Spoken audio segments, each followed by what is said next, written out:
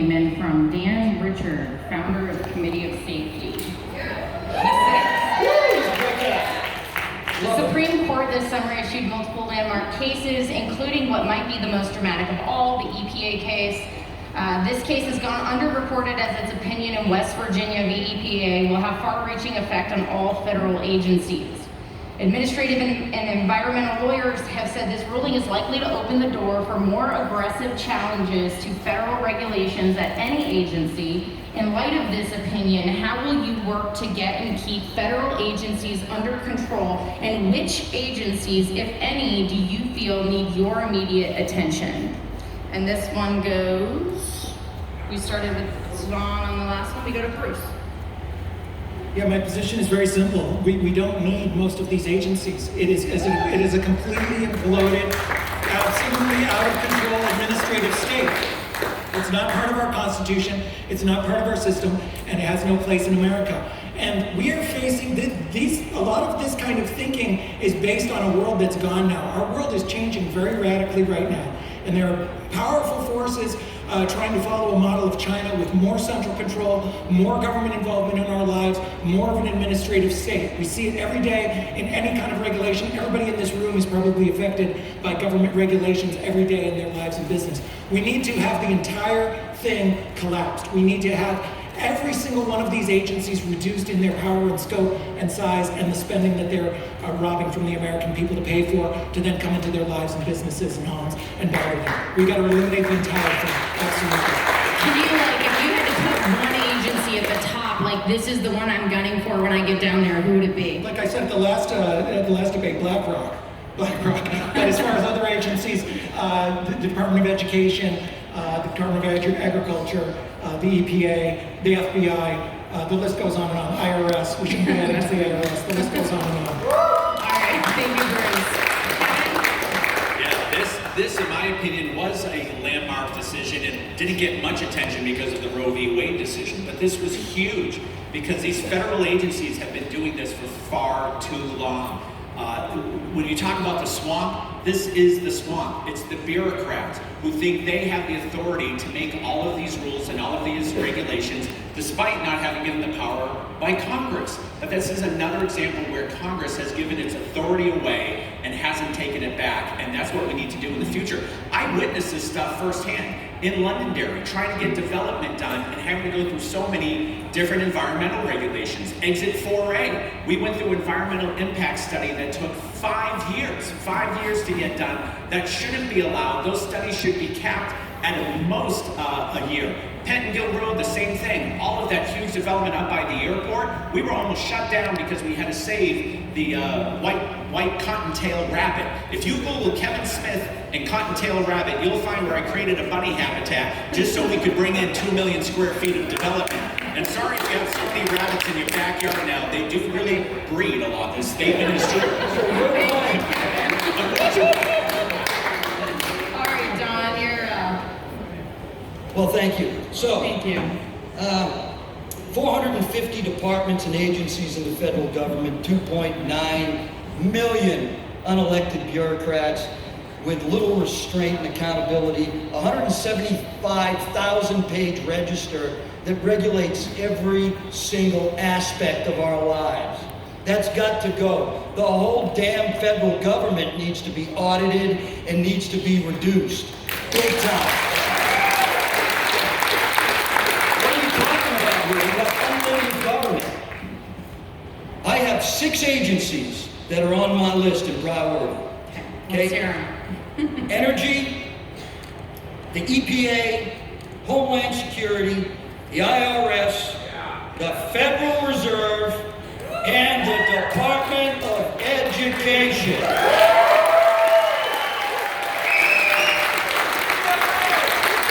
going to raise from the United States Senator, and I'm going to need your support. All right, so next up, let's see. So this is regarding COVID pandemic.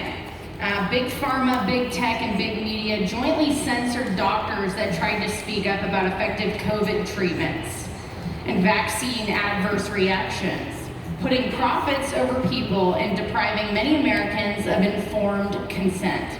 How will you fight the what I dub censorship-induced genocide in Washington on behalf of the American people?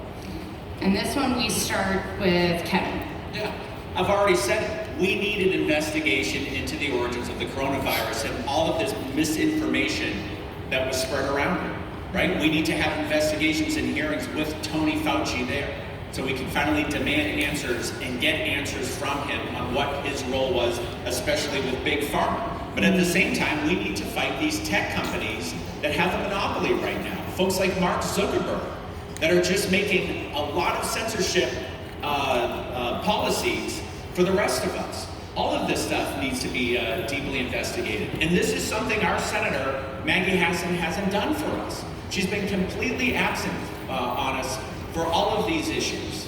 So I would ask, like, how can Congress fight a battle like this when you have Pfizer, right, sponsoring the evening news, when you have the CEO or one of the board members for Pfizer, you know, running a fact-checking medical misinformation company for Facebook, and all of these conflicts of interest? How can Congress, without overstepping their authority, fight back against this deadly censorship?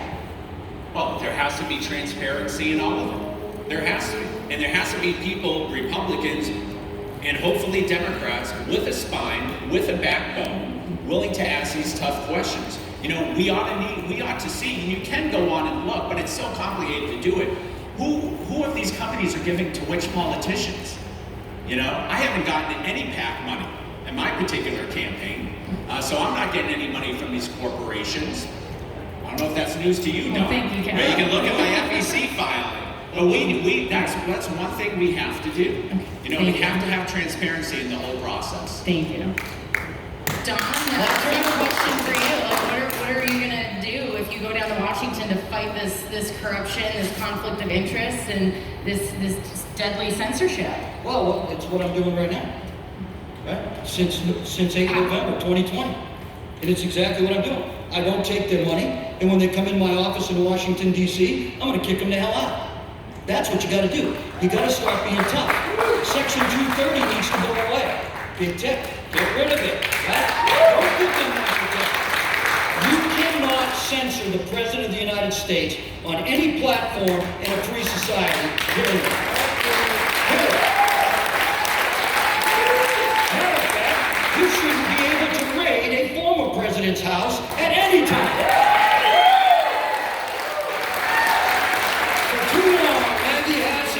Democrats and Republicans have been taking money from these folks. They have created this problem. It's time to get them out. And for God's sakes, don't send anyone down there that's like them. So send me. Same question. Yeah, your question was on censorship and informed consent. They violated informed consent. They violated informed consent. That term comes from the Nuremberg trial. That term comes from Nuremberg. They violated Nuremberg. So if you're defending these kind of things, you're defending the same kind of policies that they were talking about at that very, very crucial trial. So absolutely, I'm completely against the government being in any kind. It is not a workable system. It is not a workable system to have tyrants in Washington trying to tell us what is true. They have no business telling us what is true. Misinformation must be allowed in a free society. People must be able to make their own decisions about what is true. That's the way it has been throughout our country's history, and that is the only sensible way in a moral and free society. So we must get government entirely out of the business of telling us what is true, and everything about the COVID policy was a complete and abject failure and a travesty of justice.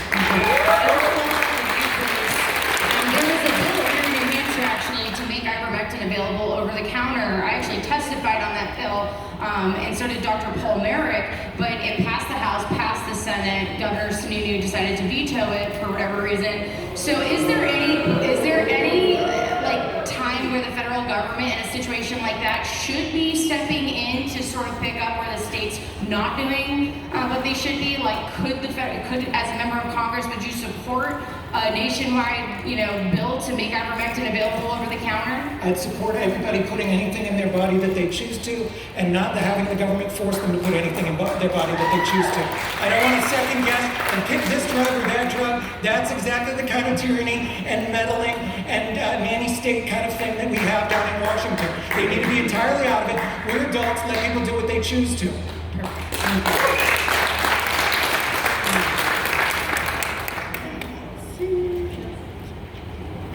That one we started with Kevin. The next one, the economy. Greg Moore, State Director of Americans for Prosperity in New Hampshire. He says Congress just passed legislation that increased taxes on employers by hundreds of billions of dollars in the middle of a recession. As a member of Congress, what area would you focus on for tax relief, and how can we correct issues of inflation? So, Kevin. I think it's Oh wait, Don. Is it Dawn? Don, it's you, Don. not sure. Okay, all right. Okay, so first of all, no new taxes, right? No new taxes. It's a simple thing. There's enough taxes out there. We need to look at the tax code. We need to review the tax code. We need to audit the Federal Reserve. We need to do things like prevent them from spending. I have started the Hell No to Spending caucus. And until we say enough is enough for spending, we're going to continue to get our taxes raised. And they're going to be clever enough to call it fees and other cute little words that politicians use to get money out of it. It's absolutely wrong. We got to relook our tax code, as I just said. We got to audit the Federal Reserve. We got to stop the out-of-control spending. We cannot increase taxes, and we have to deregulate. That's my plan. Thank you. Taxes and inflation. Yeah, inflation has been caused by the government's reckless printing of money out of thin air. They've broken the money. They've broken our entire system. They have this thing that has pictures of dead presidents on it, and they tell us that it's money. It's not. It's a scam. And they're printing it from thin air to give to their cronies at companies like BlackRock. Taxation is theft. We should absolutely cut taxation wherever we can, in any way we can. Today, the media in New Hampshire reported on my plan called 321 Plan, which calls for a universal basic tax cut. 300,000, the first 300,000 for small businesses, the first 200,000 in income for individuals, and the first 100,000 in investment income would be entirely tax-free. The way we pay for this is very, very simple. By cutting all of these agencies across the board. All it would take is a few percent cut. And that was something, unlike this ridiculous boondoggle that Maggie Hassan and her friends passed the other day, that's something that would directly help everybody in this room and everybody in New Hampshire and everybody in the United States. Thank you. So if you go to my website, kevinsmithforsenate.com, you'll see I have an actual plan on how to reduce inflation. But let me give you some of the highlights. Number one, we have to make the Trump tax cuts permanent. They're due to sunset. We have to make those permanent. Number two, we need to lower corporate taxes to bring manufacturing back to the United States of America. You know, in New Hampshire, we've been lowering business taxes, but getting more business revenue because we've grown the pie. We need to do that here in the United States. We need to lower taxes on individual income. We need to cut labor regulation on employers, which is just adding to their costs and adding it to all of consumer costs. We need to repeal things like the Jones Act, which puts taxes on shipping things like liquefied natural gas and oil around the country. Inflation is a tax, make no doubt about it. And it's due to, as Bruce said, the out-of-control spending. But two, it's because our high energy costs, we're not energy independent anymore. I got a plan on that too, you can look on my website. But we have to become energy independent again to help bring down inflation.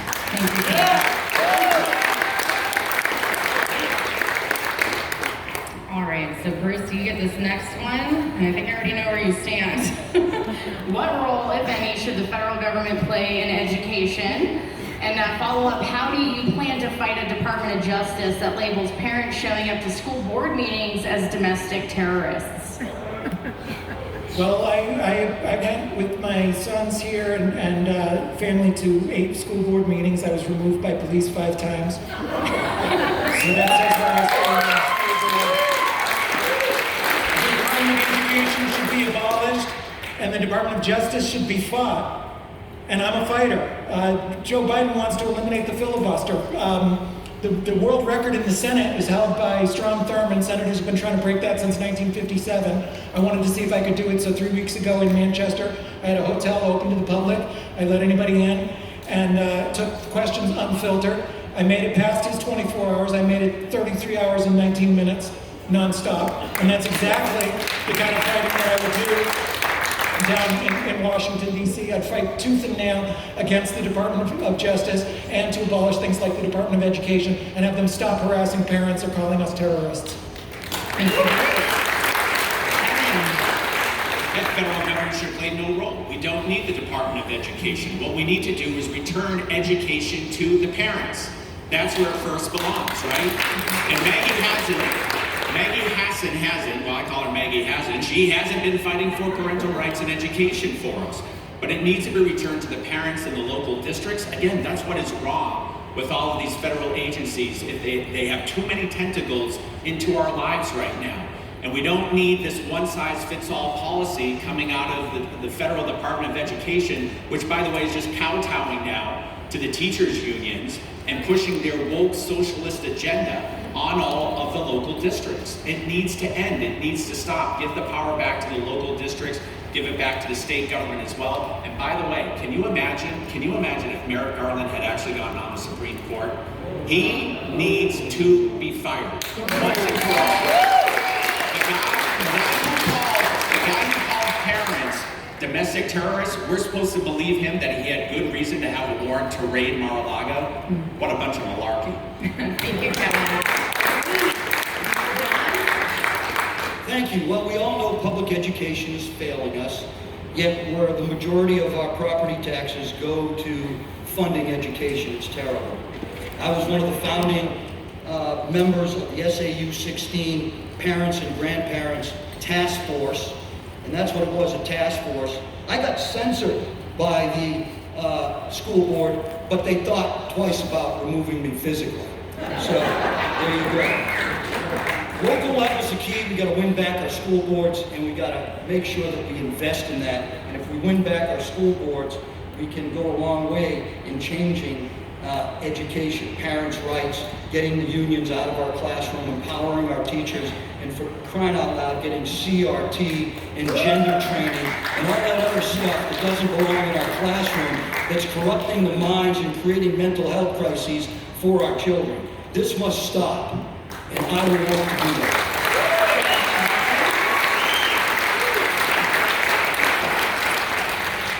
So now we're going to start asking some questions from the audience. So the first one, we'll start with you, Kevin. What material support do you think the U.S. should provide to Ukraine? Yeah, so again, this was in a situation where we're left leading from behind on this. If we had been much more forward-thinking on this, what we could have done is arm them properly to fend off the invasion from Putin, but we didn't do that. But I'll tell you what we should not be doing that now is giving them endless amounts of money that is being completely unaccounted for and with no game plan at all. That $40 billion that was passed to Ukraine, I would not have supported that. We've got out of control spending right now in Washington. We need to take care of our people here at home, but this is another foreign policy economic disaster at the hands of Joe Biden. We have no plan right now on what we're going to continue to do and what our role is going to be. And oh, by the way, where is Europe, who are on the front lines over there? What is their strategy? Thank you. I believe Ukraine can handle what they have right now. We've done our best, and as Kevin noted, we were behind the power curve, but at least we got them some things and some training and some weapons. But what we lack right now, and what we lack across the government, is policy and strategy. There is none. And until we spend another dime, until we commit another American service member, take them away from their family to anything, we must demand the policy and strategy be articulated to us so that we can make the decision. Not the executive, through an executive order, behind closed doors, with apparently the Secretary of Defense, the Secretary of State, the Chairman of the Joint Chiefs of Staff, and the other chiefs who are incompetent and don't know how to win. We've got to get control of this. And Bruce? You asked what we should give to Ukraine in terms of aid. The answer is nothing. Not one nickel of any wage from anybody in America or anybody in New Hampshire. Not one penny, not one bullet, not one American life, not one boot on the ground. Nothing. It is not our fight. It's not our country. My job as United States Senator is to protect and defend the Constitution of the United States, not Zelensky, not anyone else, not Ukraine. Our country is faced with a threat, and we have an imminent threat to our nation, and we're defending our nation, then absolutely. That is not the case now. It is more meddling and more nation building and more nonsense, the kind of thing that we've done year after year after year for 20 years with absolute failure, costing us trillions of dollars and thousands of lives. It must end. I will never vote for it.